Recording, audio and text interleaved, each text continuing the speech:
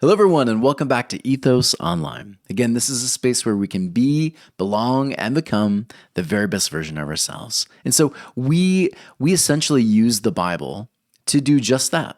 We believe that the Bible is filled with so much beauty, so much depth, and when understood from a critical research perspective, the whole thing comes alive, right? The whole thing pops, it hums. And so we study, we take time, hours and hours, prepping these messages, making sure that every piece, we've looked at words, phrases, we've looked at different interpretations from different rabbis.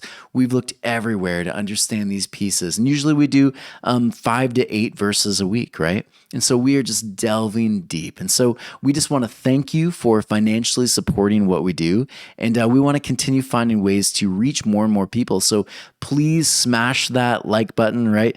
Hit that subscribe, share these videos. We want to continue growing what we're doing here. Because again, we think the Bible deserves a chance, right? This beautiful book that's been so misused, sabotaged by so many groups. We think this book deserves a chance to see the light of day again, right? In a responsible way. And so we are continuing to journey through these books and share the beauty and the depth of them, right? Oftentimes showing the deep connection to Jesus and the Christ narrative. And so before we step into the book Genesis, which is kind of the book we've been moving through in this section, I get questions periodically, and this was another one that came in. And so I really like this question that was posed.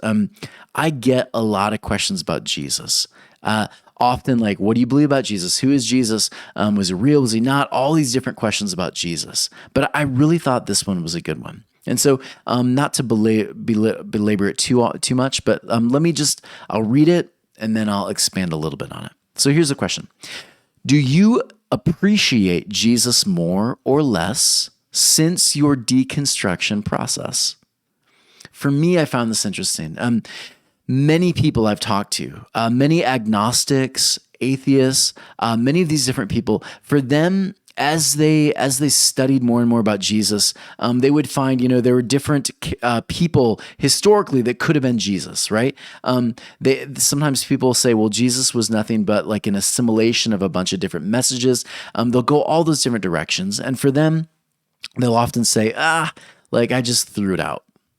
I just didn't know what to do with Jesus. I threw it out. For me, as I study Jesus, as I look at like the teachings of Hillel and Shammai, as I delve into these different interpretations, these Jewish interpretations, right? Jesus was a Jewish rabbi. When you delve into all of this, for me, what happened is it did not diminish Jesus. For me, it made Jesus and his message even more powerful, more palatable, more relevant. And so when I read Jesus, I see the Jewish nation, for one. I see the Jewish nation saying, this is the new lamb image. And we'll delve into that a little bit more today. But Jesus becomes like the better symbol, I would argue, for Judaism, right? And not just Judaism now, but also like the world, right? Because you have Gentiles and Jews now that can fall under the Christ, right? This is what it looks like now to be human, right? To be divine, human, this beautiful mixture. And this is what we're called to do in the world. We're called to heal, right? Mend bridges, bring people together, right? Offer the marginalized home, safe space. This is what we do. And this is what, again, Israel, when they read of Jesus in 70 AD, when their temple was destroyed, this message of Jesus, death, resurrection, new life, building connections between the old and the new. When they read about Jesus, so much hope, so much beauty. And so when people ask me, what do I do with Jesus? For me, I'm like, Jesus is one of the most powerful models of what it looks like to live fully here and now. The divine life, right? Images of what God looks like and what man looks like. The whole thing pops now, right? You want to know what the divine looks like? Take a look at Jesus' actions, right? That's what God does here on earth. But that's also what mankind is called to do on earth. And so, like, what an interesting juxtaposition that Jesus offers, right? He is the new image of the Lamb. So, to answer this question, do I appreciate Jesus more or less? Way more. Way more. Jesus, I cannot talk about Jesus more today. I just find Jesus so many places now. I could look at Taoism, I would find Jesus. Right? I'd be like, oh, no, they're just talking about Jesus. That message is right there. Same concept, same idea. Beauty, right? It's right there. I see the teachings of Jesus everywhere I go. And when I learn to apply them, that's where the life is. So definitely more. As I've deconstructed, as I've shattered some of those old stained glass windows, new images of Jesus have emerged. And for me, they've been better. They've been fuller. They've been more alive. And so I am so thankful for this process that's brought me closer to Jesus. Yeah. So good question. Thank you for that. Let's delve into Genesis. Right? Again, we always start by giving you a little bit of context, because if someone's joining right here in the middle, I like people to know, like, this is kind of how we study Genesis, right? So if you followed with us, you'll know what I'm about to say, right? Usually I'll say it maybe a little differently, but Genesis, right? It was not a history book. It was not written to give perfectly accurate accounts of this and that and dates that were specific for that time. Not the point. Not a history book. No tribe, especially nomadic tribe, is writing literal history. What they are doing in 587 BC, in the middle of Babylonian captivity, what they are doing is they're trying to hold on to their identity. And the way you did that as a tribal people is you would compile all the campfire tales. You would compile these moments with kings and their messages to their people. Right? You would add metaphor, big fish stories like Jonah, all these different stories. You would compile all those things because all of those stories, not about history, they were about Israel. And so every story, right? Every story has some deep connection to this idea of this is who we are, Israel, and this is who we aren't. And so we choose not to assimilate, right? So this is the deeper idea when Torah is brought out in front of the people. When the rabbi pulls out the scroll, the idea here is that we are about to see a reflection of who we are called to be in the world. And when they did that, singing, songs would erupt, people would praise, they would get so excited, they would clap, they would dance. This was exciting. When this scroll is pulled out, what they call Torah, Genesis, Exodus, Leviticus, Numbers, Deuteronomy, when they pull out this compilation of poetry, mythology, prophetic musings, prophetic warnings, all of it, people were excited, right? Very different than many churches today. When people pull out like their Bible, a lot of people will kind of, but for them, the reason they connect so much to it is because that's their identity. This is the Jewish compilation that connects who they are. And so every piece in this beautiful compilation is just Israel miniaturized. So every time you read these stories, ask yourself, where's Israel in the story? And when you find that answer, then you can do the difficult work. And I would argue only then, if you're going to read it responsibly, can you find yourself in the story. Always first ask, though, where is Israel? How would the Jewish reader read it? Then delve into how can I apply it today? That's the responsible way of doing it. So we're delving in. We've talked about Abraham. We're still discussing Abraham. Abraham, the founder of Israel. We talked about Lot a bit. Now we're moving through Abraham still, and you're going to find Abraham, he's going to repeat cycles. Right? Just like Israel repeats cycles. He'll repeat these stories. He'll pretend that his wife is his sister. He'll do these different things. Again, Israel repeats cycles. They repeat mistakes. And this is the deeper idea. Who are you going to be, Israel? So there's this really interesting story right in the middle of chapter 21. And so I'm going to read this to you, 21, 9 through 14. So here we go. And again, remember this. Specifically there in the middle here in Genesis, we're going to see the concept of Egyptian exile. We're going to see this brought up a lot. So kind of keep that in your mind, the back of your mind as we read this story. So here we go. And Sarah saw the son of Hagar, the Egyptian, whom she had borne to Abraham, making merry. Yeah. And Sarah said to Abraham, drive out this handmaid and her son, for the son of this handmaid shall not inherit with my son, with Isaac. But the matter greatly displeased Abraham concerning his son. And God said to Abraham, be not displeased concerning the lad and concerning your handmaid. Whatever Sarah tells you, hearken to her voice, for in Isaac will be called your seed. But also, again, notice the but there, but also the son of the handmaid I will make into a nation, because he is your seed. And Abraham arose early in the morning, and he took bread and a leather pouch of water, and he gave them to Hagar. He placed them on her shoulder, and the child and he sent her away. And she went and wandered in the desert of Beersheba. So, kind of a weird story, right? Sarah's like, I just wish you would get rid of this kid. This kid and his mom, they're just kind of this stain, right? This reminder that like, ugh, right? This was a sin. This was a thing we did, and I'm embarrassed of it. I want it out of my life, right? And some of us, again, I think application already, we can go there, can't we? We do something wrong. We want to just get it out. We want to, I don't want to see it anymore. But again, for the Hebrews, what's interesting about their stories is they choose not to just tell it from like the winner's side, right?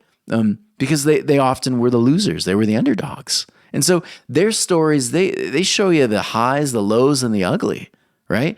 For them, history is very literally like, here's this is the ugly. And we can choose to do it again, or we can choose to do something different. And so interesting, though, that Sarah just wants it out of sight, right? I just want to get that thing out of sight. And so the question, of course, for the Hebrew is, what do we do with these stains, right? What do we do with these identifying markers that are a bit embarrassing for us? What do we do with the exile moments? Can we just forget Babylon? Right? Can we just forget about the exile? Can we forget about the way in which we got here into slavery? Can we just forget about that and just move on? Right?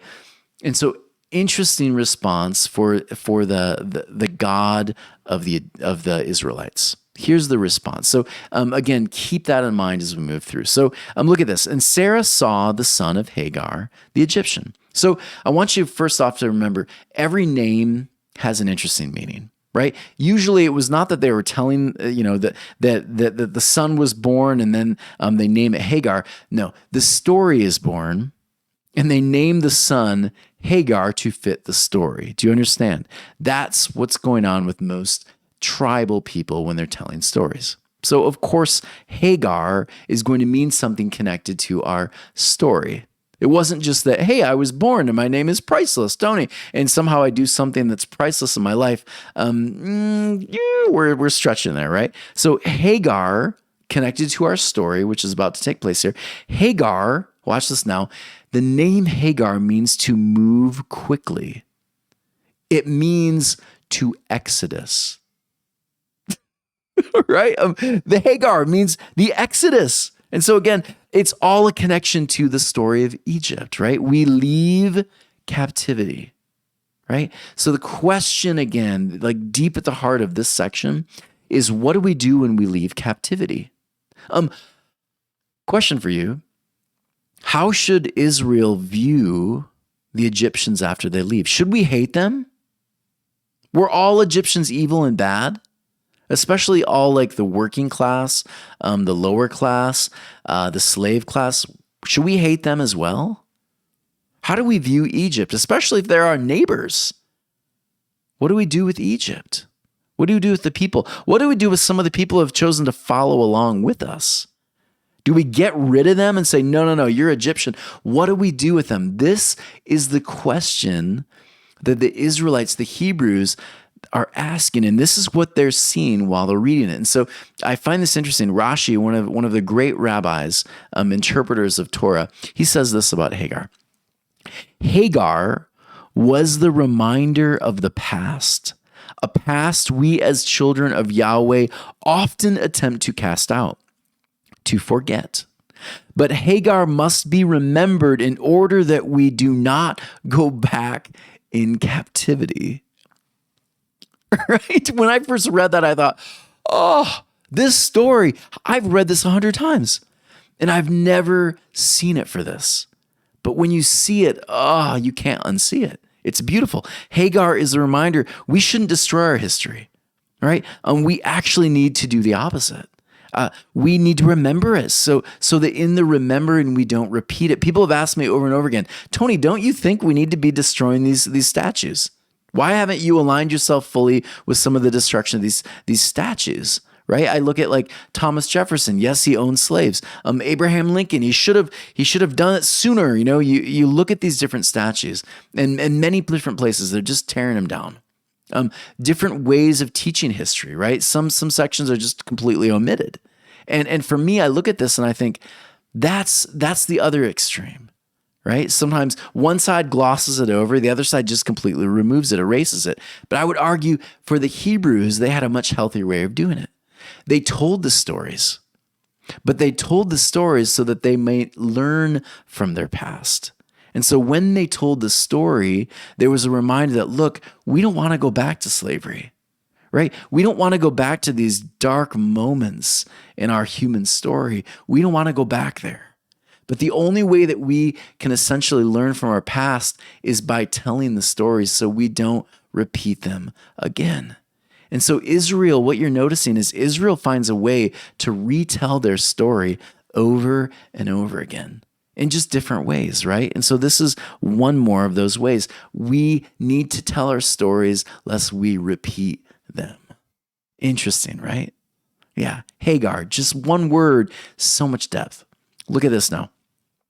Hagar, the son of Egyptian, whom she had borne to Abraham, making merry. She saw Hagar, the Egyptian, and his mother. They're making merry. How dare them, right? Hagar, she's mad, right? How dare them have a party?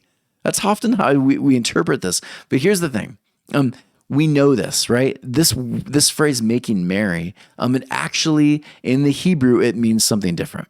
And again, we don't know that unless we study the Hebrew. And so when you get it, though, it begins to make sense. So the idea here of making merry, here's the concept. The Hebrew word here for merry, making merry, is actually an expression of idolatry. It was in connection with like illicit sexual relations during idol worship. Yeah, right. So understand this. For Hagar, or for Sarah, she's seen Egypt.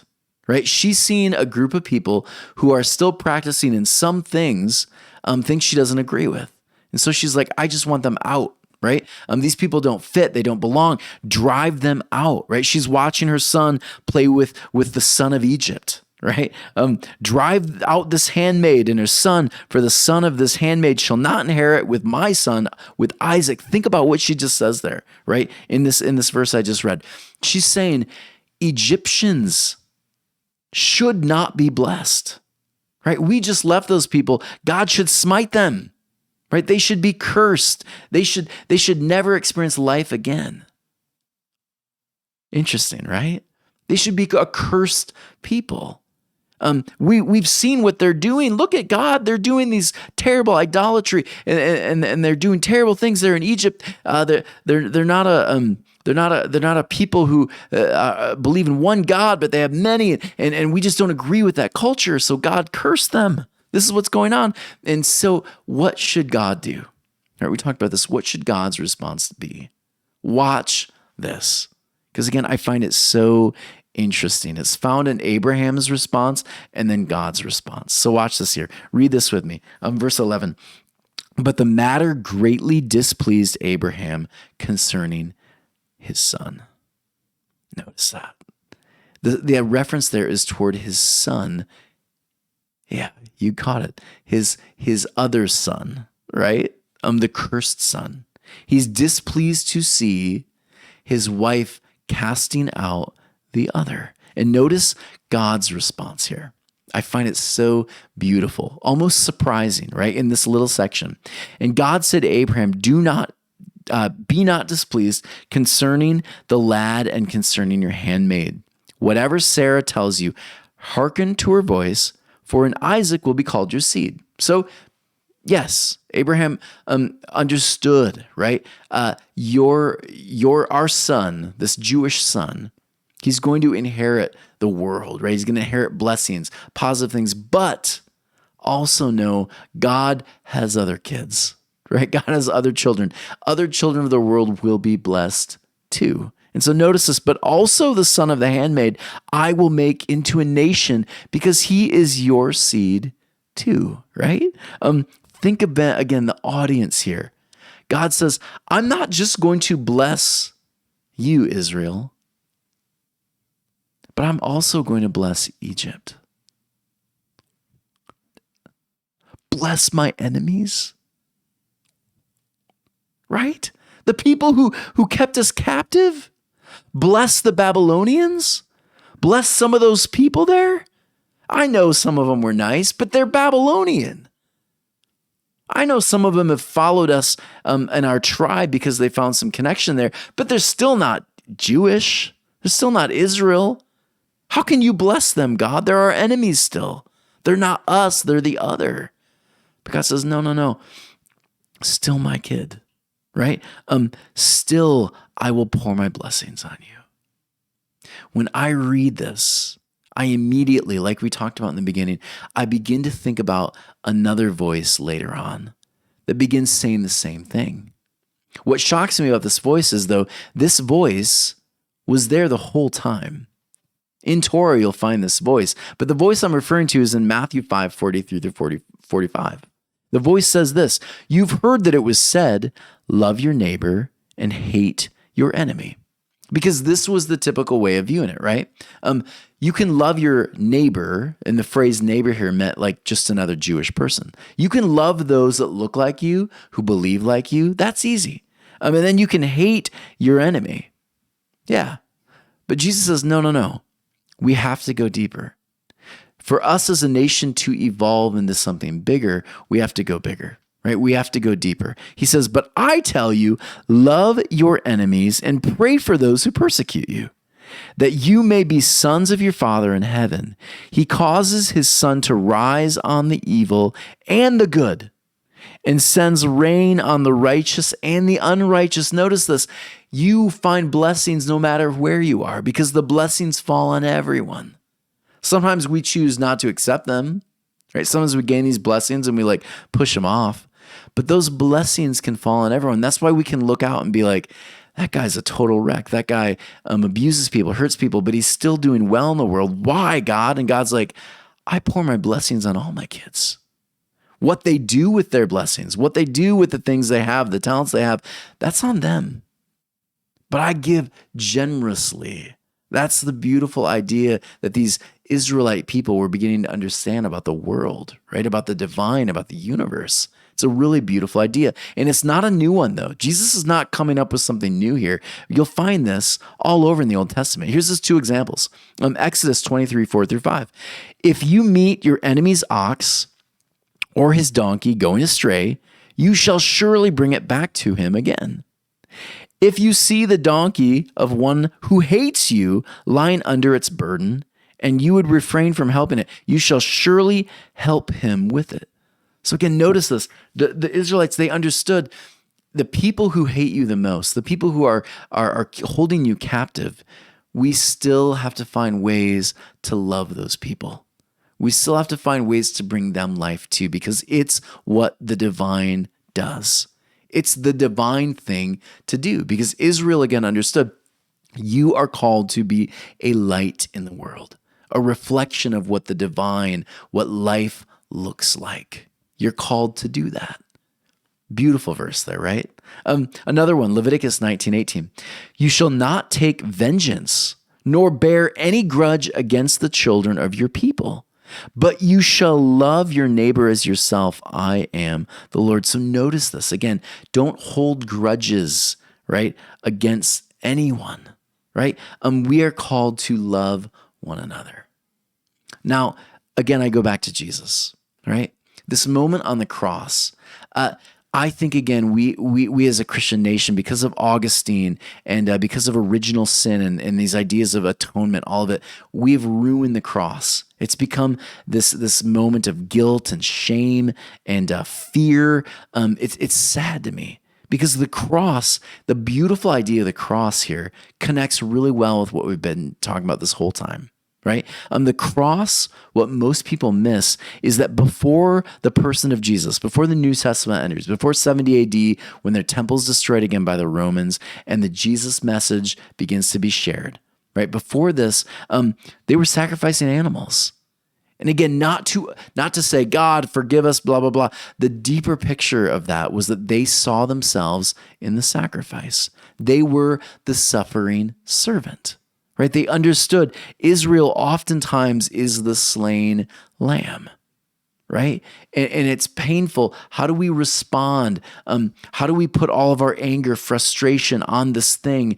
Because that's what the world's doing to us, right? They saw themselves in the lamb. And so when you see Jesus here, they understood this deeper picture that even though we are getting crucified, even though the world is just, Romans have destroyed our temple, we had all of these people, family, friends, who didn't flee the city and go to the hills. They were murdered right there on the streets.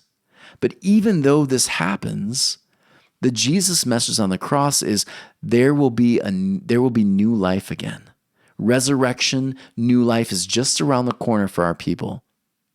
And what we are called to do in the middle of it is not hold a grudge, not want those people to be cursed, not stand and point and say, you deserve death, right? You can't have the blessing. When the temple's rebuilt and we have our moment of new life, Israel, may we not turn and say, now let's curse them. Let's destroy their temple. Let's be the aggressor. No. For them, it was when we are on top again, let's choose to find ways to bring peace and restoration even to those who have crucified us, right? My Father, they know not what they do. Forgive them, right? It's a beautiful picture. And so, again, Jesus replaces, right, the old image of the sacrificial lamb with himself on the cross. And this, for me, this is one of the most beautiful pictures of Israel meets Gentile nation. It's this new movement, this new picture of what life can be for all, right? It's a beautiful, beautiful idea.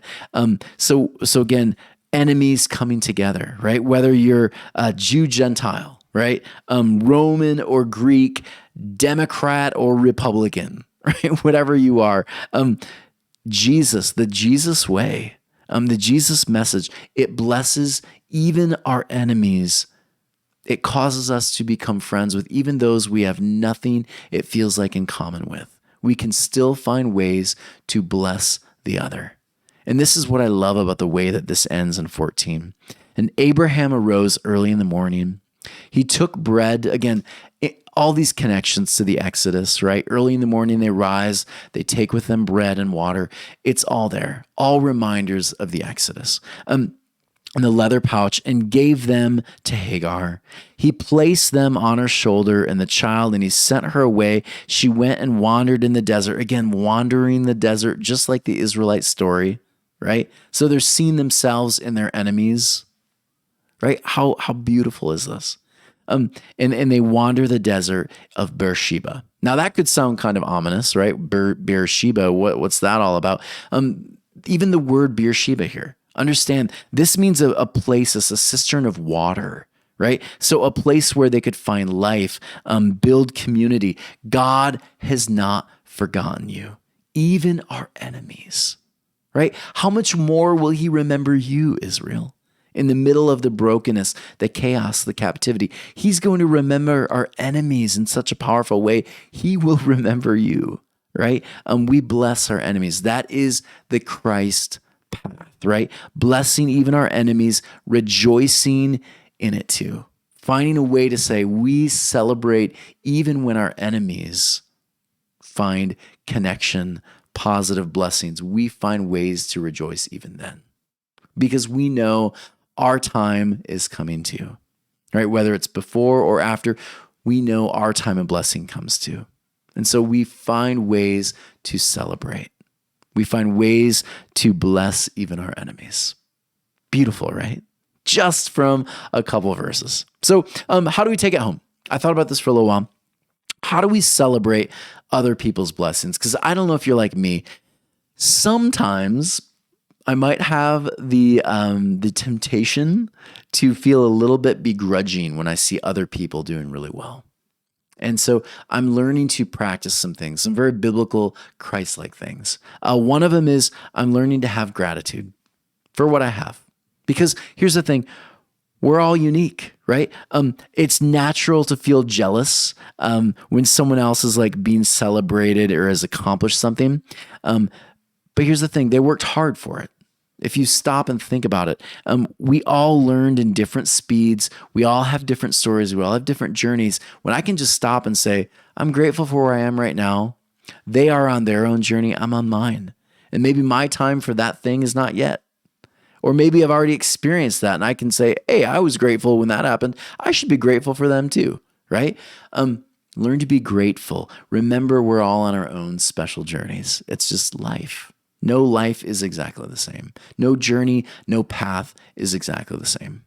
Number 2, again, consider their journey. Go a little bit deeper now with it, right? Go from number 1 to number 2. Consider the depth, the details of their story. You might recall that those people, if you dig enough, if you ask enough questions, you might find, man, they have had a really difficult life, right? Or you might find what seems so easy to them. If you ask them some questions, you'll find, no. The reason this is coming easy is because they've read 4 books a week on this topic. They've found ways to study and try it out. They've failed over and over and over again. What this moment looks like, right? You've seen the picture of the iceberg where like you see the mountain, but underneath it's huge, right? Because they've experienced so much to get to where they are.